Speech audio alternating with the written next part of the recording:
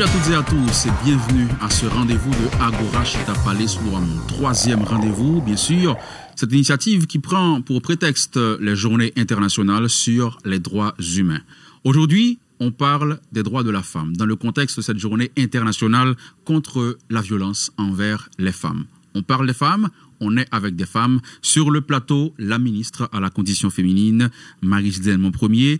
Elle est accompagnée de la représentante de ONU Femmes en Haïti, la conseillère du président du Togo, elle est ancienne ministre, Dédé Ekoué. Mais pour commencer, accueillons donc le mot de l'ambassadrice Sylvie Tabès, l'Union européenne, sur le sujet.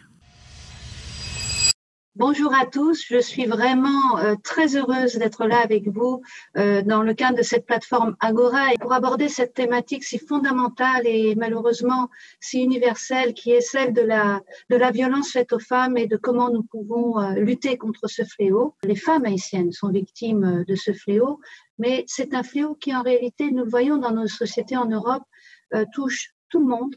Toutes les classes de la société, toutes les femmes, de quel que soit leur milieu. Et c'est vraiment quelque chose qui me touche aussi très personnellement. Et je suis vraiment très heureuse que nous puissions débattre de ce qui se fait, de ce que nous pouvons faire. Et pour dessiner des lignes d'action et donc un meilleur futur. Les femmes sont un élément essentiel de toute société. Il est important que leurs droits soient respectés, que leur intégrité soit respectée afin qu'elles trouvent toute leur place et puissent contribuer pleinement et entièrement en tant que citoyennes à leur société. Merci de votre engagement. Merci à toutes les femmes ici présentes. Je vous laisse maintenant la parole. Sylvie Tabès, ambassadrice de l'Union européenne en Haïti, ce sont ces mots sur le sujet. On parle des droits de la femme dans ce contexte de journée internationale contre la violence envers les femmes et on doit commencer bien sûr avec la ministre pour essayer de comprendre l'état de la situation aujourd'hui en Haïti. Madame la ministre, comment présenteriez-vous la situation aujourd'hui en ce qui concerne la violence faite aux femmes? Pour le ministère de la Condition féminine et aux droits des femmes, cette question est épineuse. C'est grave. On a dans le temps et on continue à matraquer les femmes. Les femmes ne cessent de subir toutes sortes de violences. Violences sexuelles, violences économiques, violences communautaires, etc. Donc, c'est un cri d'alarme aujourd'hui. D'ailleurs, nous venons de voir assassiner une élève, d'accord, battue, violée et jetée sur une pile d'immondices. C'est grave et archi grave. Donc ça ne peut pas continuer ainsi. C'est pourquoi le ministère de la Condition féminine et aux droits des femmes a déposé au bureau du Premier ministre un projet de décret concernant les violences contre les femmes. Nous avons eu dans le temps, le 6 juillet 2005, nous avons pris un décret contre les violences faites aux femmes. Et ce décret-là qu'on a déposé vient apporter quelque chose de substantiel, quelque chose de fort pour pouvoir traquer les bandits qui ne cessent de matraquer les femmes, de faire subir toutes sortes de violences aux femmes. Si aujourd'hui encore vous présentez un tableau aussi sombre, est-ce que cela ne voudrait pas dire qu'il y a un travail qui n'a pas été fait? L'efficacité de votre ministère, Madame la ministre? Le ministère est là pour prendre les normes. Le ministère ne donne pas des soins directs à la population.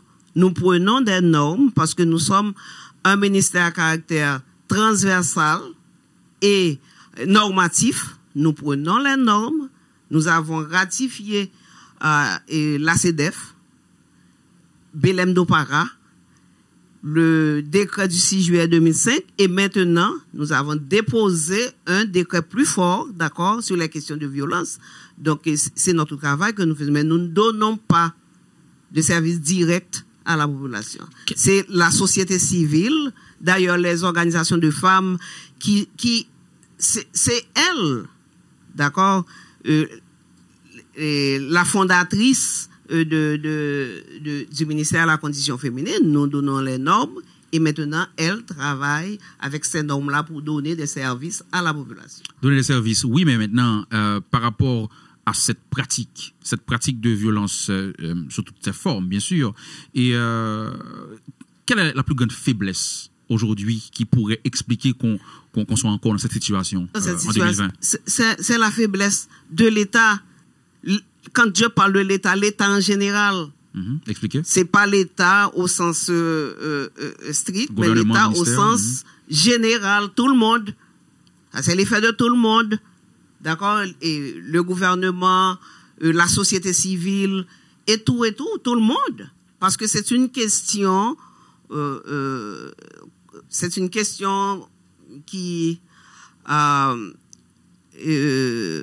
comment je peux dire ça? C'est une question qui regarde tout le monde, la société en général. Et c'est mondial, c'est pas national seulement, c'est mondial. Donc, on doit se mettre ensemble pour pouvoir frapper, pour pouvoir traquer, d'accord, cette violence atroce qui monte et chaque jour on pleure des morts, des viols, des assassinats, etc. Donc, vous l'avez dit, c'est mondial et l'occasion pour moi de revenir vers Dédé Ekwe qui est représentante de l'ONU Femmes en Haïti. Les Nations Unies sont préoccupées par ce dossier et c'est pour cela que ONU Femmes même a été créée en Haïti. Quelles sont vos actions? Je voulais enchaîner avec ce que la ministre a dit. La situation est préoccupante. C'est vrai que on a ce problème en Haïti, on l'a dans plusieurs pays du monde. Et au niveau d'Haïti, nous devons dire que quand on voit le cas de la jeune fille qui a été assassinée, Evelyne Sincère, et ça doit être pour nous, pour toute la société, un sursaut. Il faut vraiment un sursaut. La ministre a parlé de cri d'alarme et ici, au niveau de l'ONU, et je veux parler au nom de l'ONU, il s'agit vraiment d'un appel à une action qui doit permettre de changer la donne. L'ONU s'inscrit dans cette dynamique, y compris l'ONU Femmes. Par exemple, pour l'ONU Femmes, ce qui a été important, c'est d'accompagner le processus pour la sensibilisation sur le projet de loi qui devait être adopté pour renforcer la lutte contre les violences faites aux femmes. Ce projet de loi était passé au niveau de l'Assemblée nationale, donc au niveau du Sénat, mais n'a été couvert qu'à moitié, avant que le Parlement ne devienne dysfonctionnel. Voilà. Donc, nous avons aussi des actions de sensibilisation que nous menons. Mais comme vous l'avez bien dit, nous voyons que nous n'arrivons pas à atteindre les résultats qu'il faut. Et c'est là, justement, que nous saluons ce programme qui a été lancé par son Excellence, Monsieur le Premier ministre, le programme Spotlight, qui est financé par l'Union européenne et qui n'est pas un programme, je dirais, traditionnel et classique. C'est vraiment un programme transformateur qui vise à faire ce que la ministre a indiqué, mobiliser toutes les parties prenantes pour changer la façon dont les choses se passent. Parce que la question de la lutte contre la violence, c'est pas une activité technique, c'est pas aussi seulement une action de sensibilisation, c'est vraiment un sursaut pour changer la manière dont nous concevons même les droits des femmes. Donc cette question de normes est fondamentale. Et je tiens à dire que ce que la ministre a indiqué par rapport à l'importance des normes, les organisations de la société civile se battent pour qu'il y ait ce changement vraiment dans la manière dont toute la société appréhende ou conçoit les droits des femmes. Et une des innovations du programme Spotlight, c'est vraiment la question de l'implication des hommes. Si jusque-là, ce sont les femmes qu'on met au devant, les filles, on sait que quand on dit qu'une femme s'est faite violer, c'est quelque chose qui est vraiment abominable, parce que ça met l'accent sur la personne qui a subi la violence et non sur l'auteur. Et voilà, nous pensons que les hommes ont, à travers le programme Spotlight, on met vraiment le projecteur sur la nécessité de faire des hommes, et parce qu'il y a beaucoup des hommes qui sont vraiment des acteurs positifs pour la lutte contre les violences faites aux femmes, de faire des hommes des champions pour éliminer les violences faites aux femmes. Et ça, c'est quelque chose qui est vraiment très proéminent dans le programme Spotlight. On pourra approfondir Spotlight un peu plus tard, mais là, j'ai envie de voir avec vous les normes. C'est intéressant, c'est très bien, mais l'impunité dans tout ça. Les normes peuvent exister, mais si elles ne sont pas appliquées, le problème va demeurer. Qu'est-ce que vous pensez? Quel rôle joue l'impunité dans ce qu'on vit aujourd'hui en termes de violence sur les femmes? Oui, moi, l'impunité joue un grand rôle. Enfin, on comprend bien, quand on parle de normes, ces normes doivent se traduire au niveau sociétal, mais aussi au niveau légal.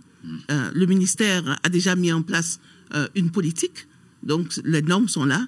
Il y a un plan national de lutte contre les violences et il y a un décret qui met l'accent sur la lutte contre les violences. Le décret nécessite d'être renforcé, mais déjà appliquons ce qui est là. Et c'est là où le cas de l'impunité vient. C'est nécessaire de renforcer cette lutte contre l'impunité par rapport aux violences faites aux femmes et aux filles.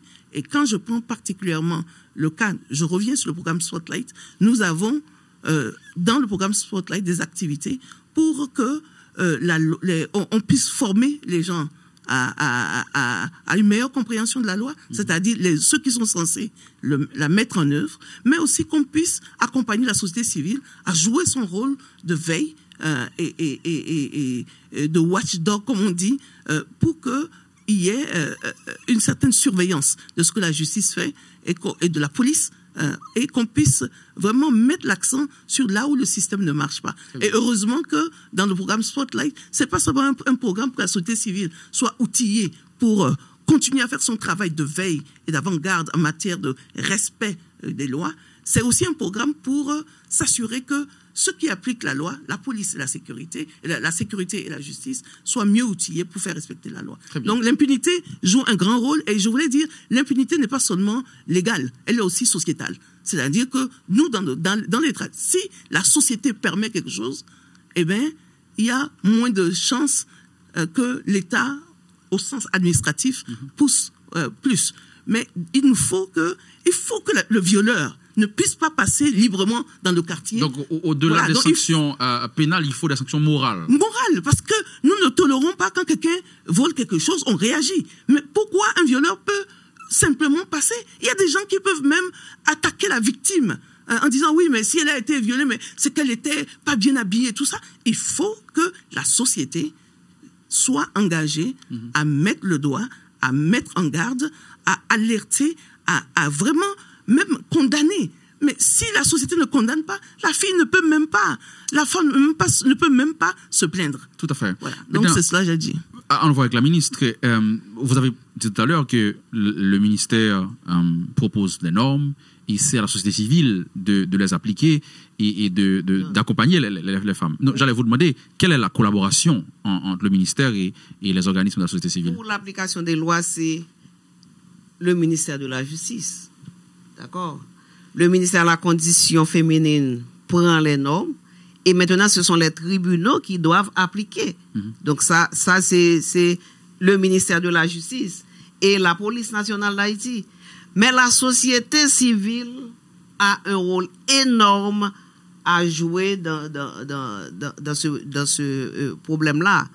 En termes de collaboration, ça se passe comment? Oui, mais bien sûr, on doit travailler la main dans la main avec la société civile.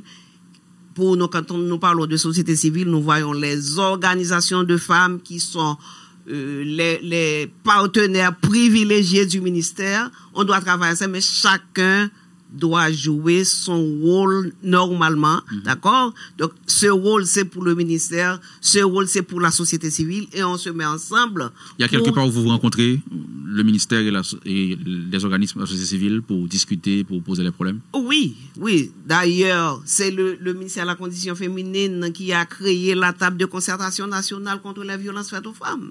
Et maintenant, nous avons un bureau de lutte contre les violences faites aux femmes. Mais quand même, on doit se mettre ensemble pour voir comment on va mettre ou bien remettre la concertation nationale sur pied, parce que c'est indispensable. La concertation nationale doit jouer son rôle, étant donné que c'est le ministère de la Condition féminine qui a le leadership, mais quand même, on va travailler avec les organisations de femmes pour mettre la concertation, remettre la concertation en service. Parce que c'est important. Sans ça, on ne va nulle part avec cette question de violence, parce que tout le monde s'en fout, parce que c'est une femme. Très bien. C'est une femme qui est violée, donc ce n'est rien. On était institutionnel, on va sur le terrain. Cette fois, c'est avec Danielle Magloire qu'on va essayer de comprendre la situation sur le terrain, notamment. Merci Madame la Ministre et merci Madame Eko d'avoir été avec nous. Merci infiniment, le plaisir à moi. Et ça continue, comme on l'avait dit, on va sur le terrain et pour essayer de comprendre la réalité dans toute son intégralité. Avec nous sur le plateau maintenant, Danielle Magloire, qui est sociologue, membre de la coordination de la concertation nationale et dirigeante de CAIFAM. CAIFAM qui donne un accompagnement multidisciplinaire, il faut le souligner. Et aussi Dilia Lemaire, qui est avocate et militante des droits humains, mais responsable de la clinique juridique de Moufed. Moufed qui est le mouvement des femmes haïtiennes pour l'éducation et le développement. Bienvenue, mesdames. J'ai envie de commencer avec vous, Madame le maire. On parlait d'impunité avant de changer de panel. Quel regard est-ce que vous portez sur cet aspect? Bon, c'est le problème, surtout en ce qui a trait à la question de la violence faite aux femmes, c'est qu'elles n'arrivent pas à obtenir justice. Elles n'arrivent pas à aboutir avec les dossiers, les plaintes qu'elles déposent au tribunal, qu'elles n'arrivent pas à faire condamner les agresseurs, les violeurs. Et moins de 10% des plaintes qui sont déposées aboutissent. À la clinique de Moufed, et c'est un de nos plus gros problèmes, obtenir des jugements condamnant les agresseurs, les violeurs et ceux qui rendent la violence non pas un mot pour les femmes, mais une souffrance, une réalité. Maintenant, quelle est votre analyse? Est-ce que c'est la faiblesse globale du système judiciaire ou quelque chose qui a à voir particulièrement avec ce domaine, le droit des femmes? Bon, je dois dire d'abord qu'on banalise la violence faite aux femmes. Notre société n'y accorde pas l'importance qu'elle devrait y accorder. Et le système, les faiblesses du système sont connues de tous et de toutes. Et on essaie de les combattre, on essaie de les éliminer, ces faiblesses-là. On essaie de les combler. Mais en ce qui a trait aux violences qui sont faites aux femmes, par exemple, tout à l'heure, on prenait le cas de cette jeune femme qui a été violée et abandonnée sur un tas d'immondices. Mais on peut encore retourner sur le cas de ces 12 femmes qui ont été violées à la prison des Gonaïves. Et jusqu'à présent, on n'a toujours pas le rapport de l'État pour dire voilà ce qui s'est passé, voilà qui sont les responsables, voilà la responsabilité de la DAP, voilà la responsabilité des geôliers, voilà la responsabilité des violeurs. Donc, quelque part, on parle aujourd'hui des kidnappings, mais lorsqu'on kidnappe un homme, c'est pas souvent ou jamais on ne parle qu'il a été violé, alors que les femmes, un bus a été appréhendé, a été kidnappé sur la route de Port-de-Paix, sur la route de Bassin-Bleu, mais les femmes dans le bus se sont faites violer. Donc la violence contre les femmes, elle est systématique et elle est néantisée. On ne lui donne pas l'importance qu'elle doit avoir. C'est une réalité qui n'est pas propre à Haïti, Madame Magloire, c'est au niveau mondial qu'on lutte encore contre la violence faite aux femmes. Maintenant, comment expliquer cette difficulté à faire accepter la nouvelle notion? C'est l'aspect patriarcal qui domine encore? Bon, le problème, c'est pas de faire accepter des notions. Le problème, c'est d'arriver à changer des pratiques sociales. C'est comme le racisme. Les études qui ont décortiqué les mécanismes du racisme ou les mécanismes de la violence, qui se recoupent dans bien des cas, ils sont connus. Mais maintenant, faire adhérer au niveau de la société les gens à quelque chose, c'est un long combat. Mais moi, en tant que militante féministe, je considère que les premières personnes qui ont besoin de bien comprendre les tenants et aboutissants de cette problématique sont les femmes elles-mêmes. D'où le travail que les organisations de défense des droits des femmes font en s'adressant en priorité aux personnes de sexe féminin pour qu'elles aient conscience de leur être, qu'elles comprennent l'environnement dans lequel elles évoluent, ses contraintes, et qu'elles soient disposées à lutter pour les changer. Ça concerne également les hommes, puisqu'on est dans une société où il convient de dire qu'il y a une masculinité excessivement toxique. Et c'est assez frappant dans notre société en Haïti de voir que malgré tous les combats au niveau international, en Haïti, on ne voit pas d'intellectuels masculins prendre position sur ces questions. On ne voit pas des journalistes de grande renommée systématiquement prendre position sur ces questions. On ne voit pas des profs de grande renommée se prononcer sur ces questions. Parce que le machisme est profondément enraciné et il s'est doublé par rapport à notre passé colonial de ce que la déshumanisation a voulu dire et la place que les femmes ont pu occuper dans cette chaîne de déshumanisation. Donc, il s'agit de faire comprendre, comme nous avons toujours l'habitude de le dire, c'est mettre coq pour veiller corps. Donc, c'est les premiers concernés qui doivent être armés pour pouvoir lutter. Mais il est clair que les femmes, quand des choses leur arrivent, ça leur arrive pas. Elles ne sont pas toutes seules, on n'est pas dans la stratosphère, parce que tout le monde a une sœur, une mère, une fille, une nièce. Le problème, c'est une question d'altérité. Est-ce que je me soucie de ce qui arrive à cet autre-là en fonction de la manière dont je considère cette personne-là? Si je considère qu'une personne n'a pas beaucoup d'importance sociale,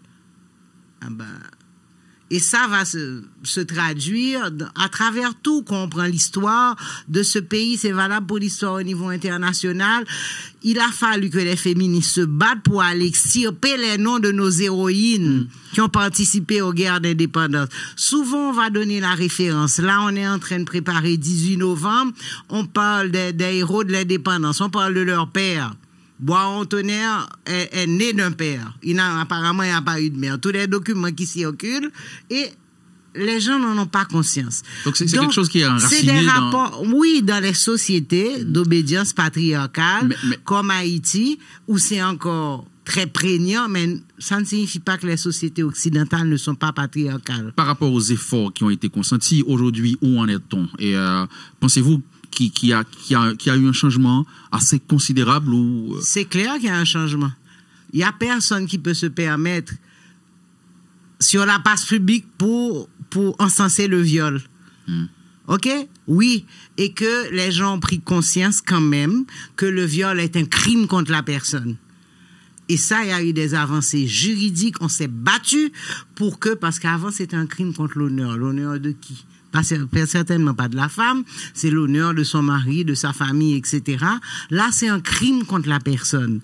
Le fait que les droits des femmes, c'est un long combat à mener, mais le fait que, officiellement, même si les gens n'y croient pas, il y a des choses qui passent, on se rend compte qu'on ne peut pas dire n'importe quoi par rapport, parce que les droits des femmes sont des droits humains. On ne peut pas, au 21e siècle, dire que les femmes ne sont pas des personnes. OK, ce qui a souvent été le cas. Quel est le poids, avec Mme le maire, je vais essayer de voir ça, quel est le poids de la situation économique du pays sur ce qu'on vit aujourd'hui en termes de violence faite aux femmes? La situation économique du pays, on peut parler de violence en général. Ça influe sur la violence. Mais la situation économique du pays n'influe pas sur la violence spécifique faite aux femmes. Okay.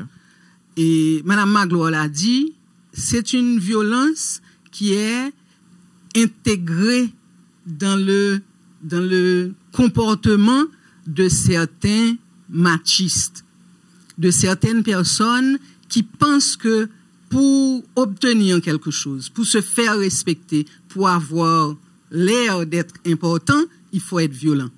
Et cette violence faite aux femmes, elle découle de ce machisme, elle découle de cette volonté de brimer l'autre, de cette volonté de faire que l'autre soit sa chose. L'économie ne change pas la violence contre les femmes. Les femmes riches, les femmes éduquées, les femmes diplômées, les femmes professionnelles sont toutes autant victimes de la violence que les femmes qui n'ont aucune éducation, que les femmes qui n'ont aucun diplôme, que des femmes qui n'ont aucun argent. Donc, ça ne change absolument rien à la donne. Cette tendance qui voudrait faire croire que les femmes de situation modeste sont plus inclinées à être victimes de violences, vous n'êtes pas d'accord avec ça? Non, absolument pas. Mais d'où vient cette tendance? Je ne sais pas qui établit cette tendance pour dire ça. Ça encore, c'est des idées toutes faites, des lieux communs, je ne sais pas qui. En tout cas, toutes les études qui ont été faites, et je signale qu'en Haïti, nous en faisons, établissent que la violence se retrouve, comme le dit Dilia Lemaire, dans tous les milieux. La victime et l'agresseur sont issus de toutes les catégories, donc, de toutes les strates sociales. Il y a un travail d'éducation qui doit être fait pour supprimer certaines idées, comme vous venez de le dire, qui sont véhiculées aujourd'hui. Ce travail est fait. Je voudrais préciser que la violence contre les femmes est le cheval bataille du mouvement des femmes haïtiennes depuis l'émergence du mouvement sous l'occupation américaine de 1915. Ça a été l'un des premiers combats des féministes haïtiennes contre les abus sexuels, les viols des GI américains sur les femmes haïtiennes. Donc, c'est dans notre ADN et on n'a jamais laissé tomber cette question. Donc, pour dire comment c'est un travail de longue haleine, je parle de l'occupation américaine, on est en 2020, on est encore en train de se battre pour poser cette problématique. Et je voudrais dire que il faut avoir un ensemble d'instruments, un cadre de référence légal, réglementaire, des politiques publiques, mais il faut aussi que dans un pays, l'État concerné ait une volonté politique réelle, manifeste, qui dépasse le simple discours des bonnes intentions, parce que bon, il y a une panoplie, mais est-ce que vraiment cet État, lui, il va donner l'exemple? Et pour indexer la question de l'impunité, est-ce que lorsque c'est des personnes qui sont au sommet de l'État, qui sont mises en cause, comment réagit cet État? On sait que dans l'administration publique haïtienne, le harcèlement sexuel est quasiment une règle. Quelles sont les mesures que prend le gouvernement haïtien par rapport à ces questions-là? Ce qu'on a observé, c'est que les femmes qui ont eu le courage de porter plainte par rapport à des directeurs harceleurs, c'est elles qui ont été expulsées, pour ne citer qu'un exemple, celui de la télévision nationale d'Haïti. On va finir sur cette question adressée à vous deux. Les organismes de la société civile, par exemple, quel est le support, si je peux dire ainsi, qu'ils reçoivent de l'État à travers le ministère à la condition féminine, par exemple? Quelle est donc la collaboration que vous avez? Bon, collaborer, c'est une chose, mais maintenant, support, on ne reçoit pas de support pour faire vite du ministère en tant que tel, ok? Mais là n'est pas la question, la véritable question. Je rappelle pour mémoire que ce sont les féministes haïtiennes qui ont créé le ministère, qui ont défini son mandat, ses fonctions essentielles et ses cadres de référence. Ok, d'ailleurs, les premières administrations, ça a été les membres des organisations, mais n'ayant pas vocation, ne voulant pas devenir des femmes politiques, le ministère a été remis. Donc, il y a des collaborations, mais en fonction des périodes. Parce que, n'oubliez pas, un ministère n'est pas une entité en l'air. Un ministère s'inscrit dans un gouvernement qui a des orientations qu'on peut ou ne pas partager, et que le ministère lui-même, indépendamment, en admettant les bonnes volontés, les bonnes intentions des personnes qui y travaillent, peut ne pas aller dans certains sens. Et on l'a vécu à plusieurs reprises lorsqu'il y avait un président de la République qui insultait, qui faisait des appels au viol. Donc, que voulez-vous que quelqu'un qui accepte d'être ministre d'une personne pareille puisse faire? On est encore dans la même situation. La politique complique votre travail. Non, c'est pas qu'elle le complique. C'est politique le travail que nous faisons. Quand on parle de société et ce genre de problème, c'est politique. Un ministère, c'est une institution politique. Le poste de ministre, c'est un poste politique. Mais lorsque les ministres à la condition féminine ont la sensibilité féminine, elles collaborent beaucoup plus avec les associations de la société civile. Mais lorsque les ministres qui sont désignés à la tête de ce ministère sont des femmes qui n'ont pas la sensibilité. Je n'aime pas le mot femme antiféministe. Une femme doit être sensibilisée à la question des femmes pour comprendre. Et lorsque on a une femme qui s'est toujours sentie bien dans sa peau, qui n'a jamais eu le souci des violations systématiques des droits des femmes et dans le quotidien. Par exemple, je prends une femme mariée, elle divorce, déjà à son mariage, elle est obligée de changer tous ses papiers. Elle va chercher un passeport, on lui dit, vous êtes marié, venez avec l'acte de mariage. Donc elle a vécu des choses qui la rendent sensible à la cause des femmes. C'est ça. Lorsque la ministre n'a pas vécu ça, lorsque la ministre n'est pas consciente de ça, eh bien, elle se laisse avaler, boire, si je peux dire, par les 17 ministres masculins qu'il y a dans le ministère, qu'il y a dans le gouvernement. Et la question des droits des femmes, ça passe et elle ne s'arrête pas dessus. Alors que lorsque la ministre est une féministe et qu'elle a été dans le mouvement des femmes et qu'elle a participé à la lutte des femmes pour se faire, pour atteindre cette égalité que nous cherchons, eh bien, elle est beaucoup plus sensible et la collaboration passe mieux. C'est avec ces mots qu'on va mettre fin à cette séquence. Évidemment, on va avoir le regard de la presse sur toutes ces questions et c'est comprendre d'autres efforts qui sont consentis dans ce domaine. Merci, Maître le maire. Merci, Madame Magloire. Merci à vous. Agoura Chita Palais sous Douamoun est là le 25 novembre. C'est dans le contexte de la journée internationale contre la violence envers les femmes. On parle droit des femmes et on sait que la presse, la communication, la sensibilisation sont des atouts pour cette lutte contre la violence faite aux femmes. C'est pour cela qu'on a avec nous sur le plateau Hervia Dorsainville, journaliste à Ibo Post. Mais aussi, il faut des initiatives pour aider dans cette lutte.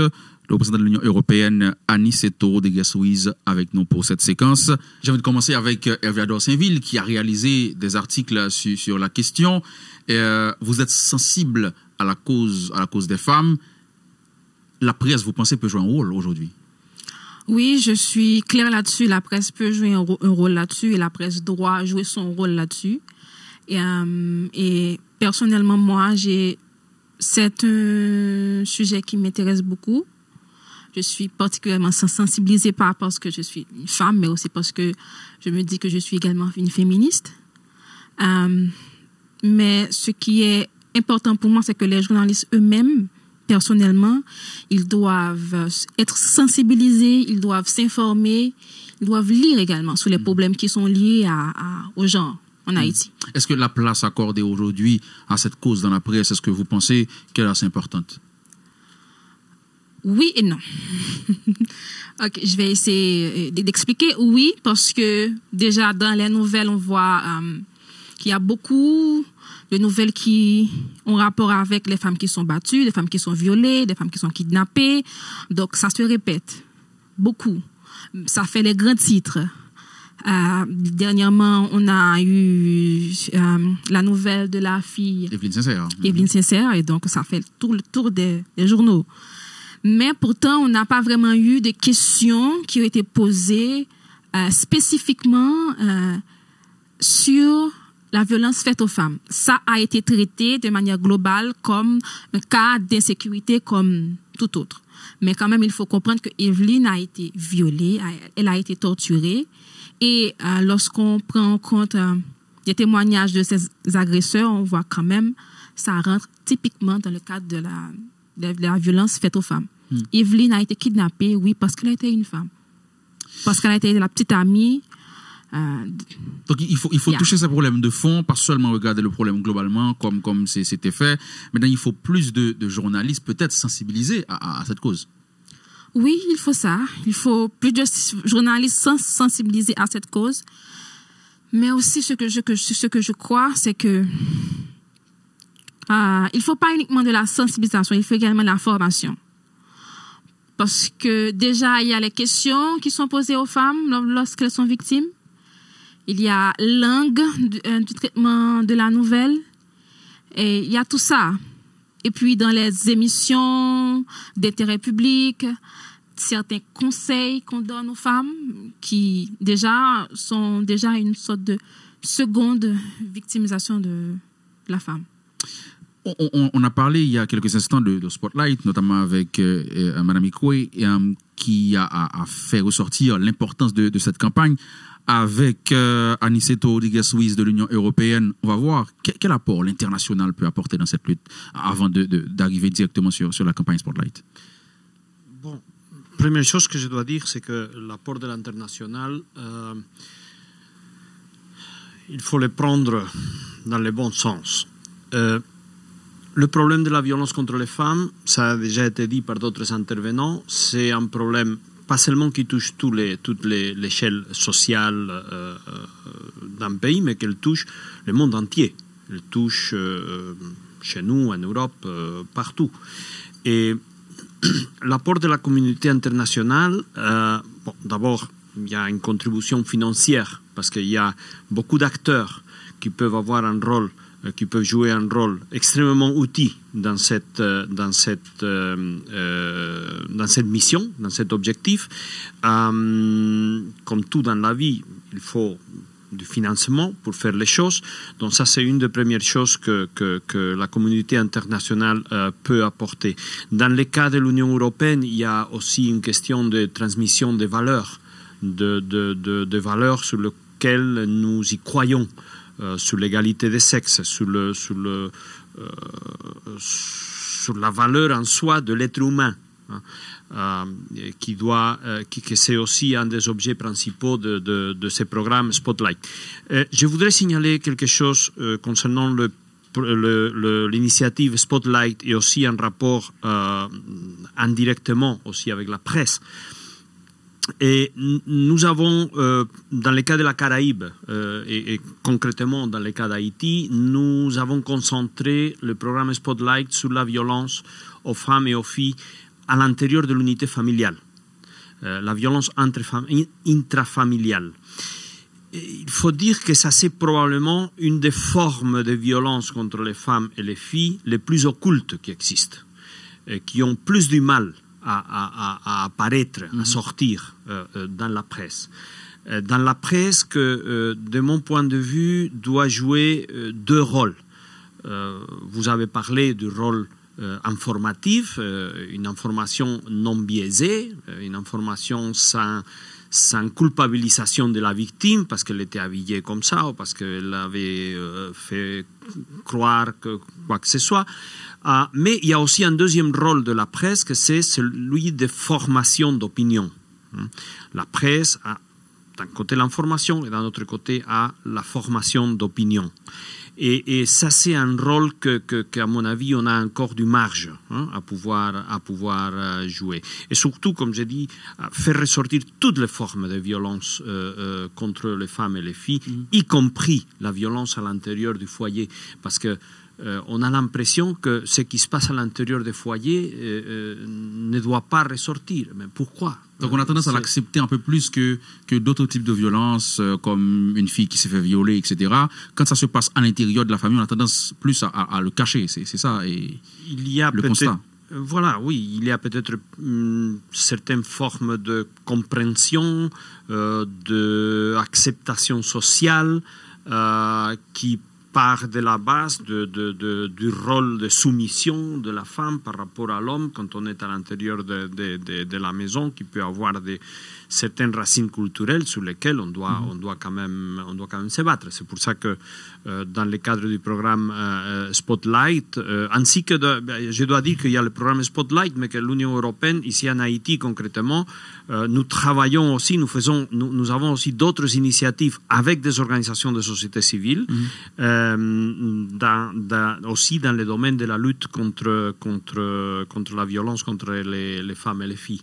Donc, c'est cette sensibilisation sociale, c'est cet travail sur ces habitudes, sur ces traditions, mauvaises traditions culturelles qu'on doit aussi lutter et qu'on doit se concentrer aussi. On parle beaucoup de Spotlight, donc il faut aller voir ce que c'est. C'est une campagne avec des images et des messages clairs. Donc, comme vous pouvez le voir, ces images se défilent. Contrôle par l'amour, si ouais, violence, pas fait silence. Maltraiter Timoun par l'amour, là où violence, pas fait silence. Si veiller par l'amour, là où violence, pas fait silence. Là où violence, pas fait silence. Ce sont donc ces messages qui sont affichés. Il y a un numéro de téléphone aussi que vous pouvez appeler si vous constatez des cas de violence. Je reviens avec Hervé Adorsainville.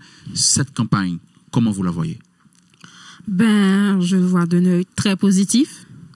Déjà, il y a déjà plusieurs types de violences qui sont prises en compte, intrafamiliales, etc. Et est-ce que ce sera facile de déraciner de la tête d'un Haïtien Jéoué Bouche-Pé? C'est ce qu'on dit tous les jours. Et aujourd'hui, Spotlight vient avec ce message, l'oué faut parler. Mais les gens parlent. Les gens parlent. Donc Jéoué Bouche-Pé, il parle de mise, ça fait longtemps. Les gens parlent. Les gens parlent, ils papotent, ils bavardent. Ils parlent entre eux. Justement, est-ce que vous parlez à bon monde? Non, c'est ça la question. C'est ça. Les gens parlent. Si une femme est battue, si dans le cadre par son mari, par son frère, par son concubin, ça se saurait. Ça se sait dans le voisinage, par ses amis, ses collègues de travail, ça se sait, ça se voit, ça se sent. Mais entre papoter et dénoncer, il y a une différence. Il y a un grand écart. Déjà, il faudrait déjà faire comprendre aux gens que s'ils veulent la justice pour ces femmes-là, ils doivent déjà commencer par faire le premier pas, qui est de dénoncer. Et ensuite, après qu'ils ont dénoncé, déjà, il faut aussi qu'ils savent qu'ils ne seront pas acculés, qu'ils ne seront pas injuriés. Tout ça.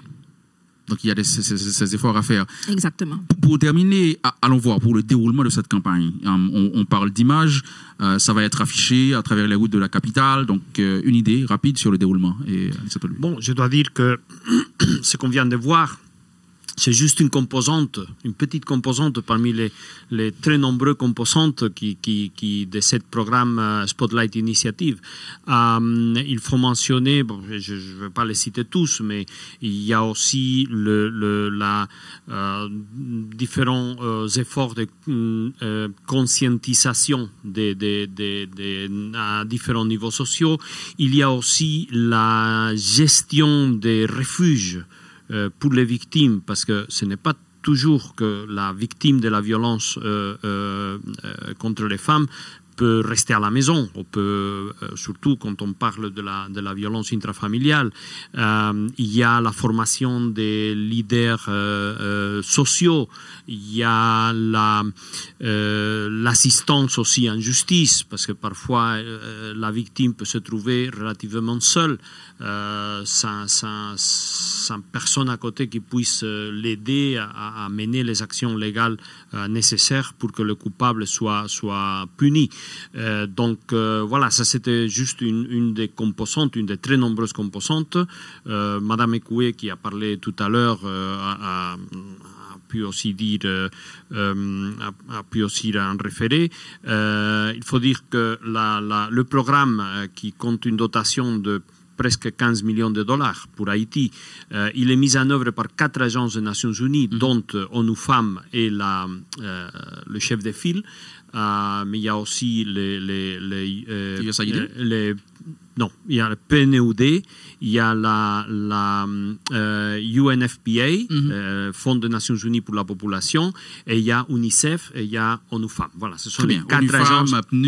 Voilà, les 4 agences des Nations Unies qui vont faire, qui sont en train de faire cette mise en œuvre de ces programmes. Un programme qui a aussi subi quelques réorientations dans le cadre de la crise du Covid, parce que le Covid est venu modifier un peu nos vies, et avec certains confinements qui ont encore aggravé les problèmes de la violence intrafamiliale et domestique. Tout à fait, c'est une campagne qui est déjà lancée. Merci à Aniceto Rodriguez-Luis de l'Union européenne, et merci à Hervia Dorsainville, journaliste à Ibo Post. Merci beaucoup. Agora Chitapa des Soudois, on était sur les droits des femmes. Aujourd'hui, c'est 25 novembre, donc on parlait de violence envers les femmes. C'est une lutte qui doit être renforcée, c'est une lutte qui doit continuer et on peut le faire ensemble. Merci d'avoir été avec nous.